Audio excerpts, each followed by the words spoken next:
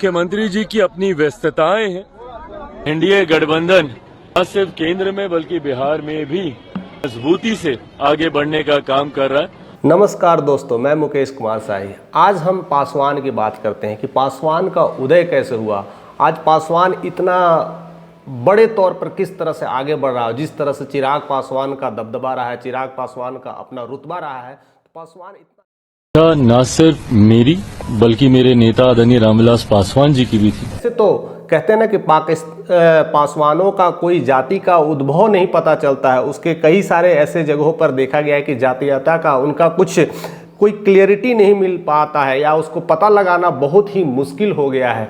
लेकिन कई सारे ऐसे पौराणिक कहानियां हैं, कई सारे ऐसे इतिहास हैं जिसको लेकर करके कई सारी धारणाएं हैं। सबसे पहले समझते हैं पासवान क्या है। पासवान जिसे हम दुसाध भी कहते हैं, यह समुदाय भारत का एक ऐसा समुदाय है जो खास करके बिहार, यूपी और झारखंड में पाया जाता है। अगर पूरे भारत की करें तो यही 3 स्टेटों में पाया जाता है। लेकिन ऐसा कहा जाता था कि ये पहले राजस्थान में हुआ करता था, लेकिन मुगलों के आक्रमण के बाद वहाँ से उन लोगों ने वहाँ से भागना शुरू कर दिया और वहाँ से भाग करके पूर्वी भारत में आ गए। यानी कहा जाए तो बिहार, यूपी और झारखंड में आ गए। यह मुगलों के त्रासदी का एक परिणाम रहा है। उसके बाद कई सारे ऐसे ऐसे घटनाएं हुए हैं जिसको लेकर करके पासवानों का समुदाय क्लियर नहीं पता चलता या कह सकते हैं कि पता क्लियर नहीं हो पाया है।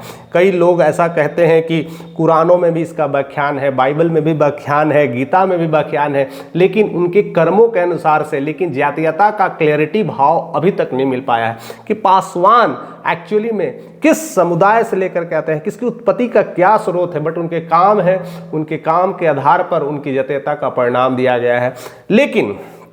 लेकिन ऐसा कहा जाता है कि इनके पीछे की जो कहानी है, उसके पीछे जो कहानी है, कहते हैं ना कि बंगाल के नवाब जब सिराजुद्दौला हुआ करते थे तो वहाँ पर सिराजुद्दौला एक बहुत अच्छे अंगरक्षक के रूप में थे और देखा जाए तो बंगाल को पूरी अच्छी तरह से नवाब थे तो संभालने का काम करता था। उसी समय ईस्ट इंडिया कंपनी जब आई थी भारत में तो कहीं ना कहीं सिराजुद्दौला को लेकर के खतरा महसूस कर रही थी, क्योंकि वो कलकत्ता में ही आई थी और अंग्रेज कलकत्ता में ही इंटर किए थे और उस समय वहाँ के नवाब सिराजुद्दौला थे। तो कहीं ना कहीं सिराजुद्दौला को हटाने की पूरी कोशिश थी कि वहाँ पर हटा जाए, तब अपना बहुमत जमाएंगे। तब उन्होंने पासवानों को भिड़ाना शुरू किया और पासवानों को उनके खिलाफ लगा दिया और वहाँ से उनको सिराजुद्दौला को भगा दिया गया और वहाँ से अंग्रेजों को जीत हुई थी। और वही इनाम के तौर पर, वही कहते हैं इनाम के तौर पे चौकीदार का पद के रूप में पुरस्कृत किया गया था। तब से वो चौकीदार वाला भी कहा जाता है। इसीलिए कभी कभी चिराग पासवान को मोदी का चौकीदार भी कहा जाता है। बहुत सारी ऐसी घटनाएं हैं, उसको लेकर करके इतिहास में ऐसे ऐसे पटल्स होते हैं और इस तरह से कहीं ना कहीं वो चीज़ें देखा जाता है। ऐसे तो कह सकते हैं ना, पासवान का मेन जो काम है, मेन जिसके लिए वो जाने जाते हैं, वह आग पे चलने के लिए जाने जाते हैं। ज़्यादातर वो आगों पे चलना पसंद करते हैं। अपनी वीरता को रिप्रेजेंटेशन में उनकी अहम भूमिका रही है, यानी शुरू से ही वीरता को रिप्रेजेंट किए हैं। एक अच्छी सोच है और हमेशा दुश्मनों को मार गिराने के लिए या फाइट करने के लिए जाने जाते हैं। ऐसे तो उर्दू शब्द पासवान ही है, लेकिन हिंदी में उसे अंगरक्षक कहते हैं। अंगरक्षक जो बचाव करता है, तो एक अच्छा नाम है। लेकिन कहीं ना कहीं इसकी अगर संज्ञात्मक भाव देखते हैं, कहीं ना कहीं लोग अभी पासवानों को लेकर करके अनुसूचित जाति और जनजाति के रूप में ही घेर लिया है। यानी पूर्वी भारत का दलित समुदाय कहलाता है, जिसकी अगर देखा जाए तो दलितों में सबसे लोअर कैटेगरी के लोग आते हैं, उसको ही पासवान कहते हैं।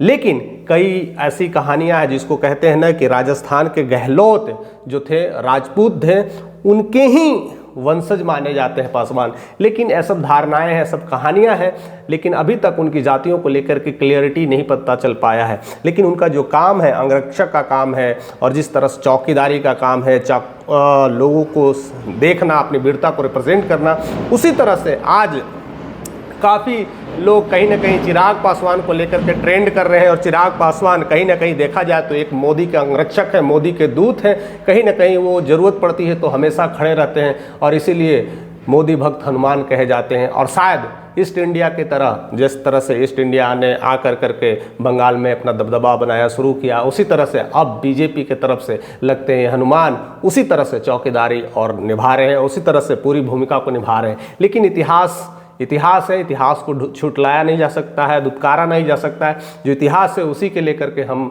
सारी चीज़ें महज बात रखते हैं। तो इसको लेकर करके आपके मन में क्या विचार है? क्या यही इतिहास रहा है पासवानों का कि हम अंगरक्षक की तरह आगे बढ़ते रहें, या फिर कह सकते हैं कि हम एक चौकीदार की तरह लोगों की सेवा करें और जहां ज़रूरत है वहां पर खड़े हो? ये भी एक अच्छी भूमिका है। ऐसा ही पासवानों का एक रूपरेखा रहा है। लेकिन कुछ लोग जैसे अपने आप को मानते हैं कि मैं शेर हूँ और बार बार में भी ये चीज़ें हमेशा चिराग पासवान को भी देखने को मिलता है कि मैं शेर का बेटा हूँ, मैं शेर का बेटा हूँ।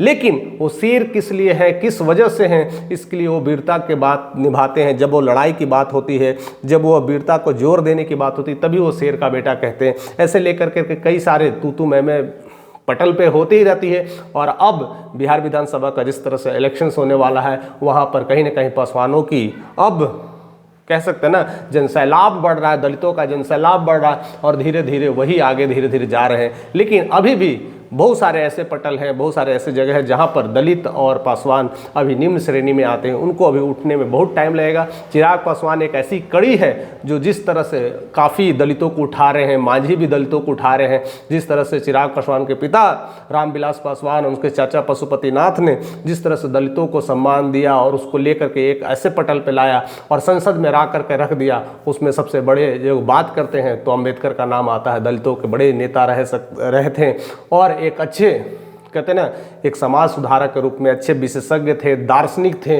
उनके बारे में जितना भी कहा जाए तो कम ही होगा। संविधान के रचयिता थे। तो एक दलितों को बहुत अच्छा सम्मान देने की कोशिश किए हैं। शुरू से ही पासवानों का ऐसा इतिहास रहा है। आप इनके बारे में क्या सोचते हैं? आप उनके बारे में किस तरह की राय रखते हैं? क्या रियली में इस तरह का पटल का अनुभव है और इसमें कितनी सच्चाई है? आप हमें कमेंट करके बताते रहिएगा। और यही आगे पासवानों को ले जाएगा या राजपूत को लेकर के कहीं ना कहीं यह जो व्याख्यात्मक चल रहा है राजपूत है कि अनुसूचित जनजाति, उसको लेकर के आप क्या सोचते हैं? आपका कमेंट हमें इंतजार रहता है। आप कमेंट करते रहिए। अगर चैनल पर नए तो सब्सक्राइब करें।